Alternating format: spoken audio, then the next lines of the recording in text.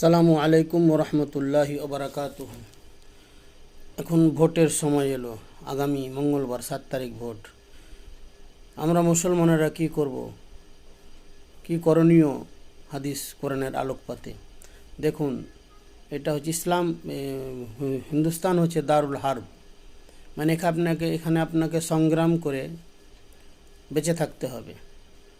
তাই আপনি এমন ক্যান্ডিডেটকে ভোট দিবেন যে ভোট আপনার নষ্ট না হয় এবং কোনো ইসলামের বিরুদ্ধে না যায়। এমন লোককে দিবেন যাতে করে সকল মুসলমানের সেবামূলক কাজ করতে পারে এবং সে ভোটটা আপনার সঠিক জায়গায় যায়। ভোট দেওয়াটা একটা অনেক দায়িত্বের জিনিস, তাই আপনাদের সকলকে আমি সেই দায়িত্ব সঠিকভাবে পালন করার জন্যে আবেদন জানাই। আমি কোনো নির্দিষ্ট পার্টির কথা বলতে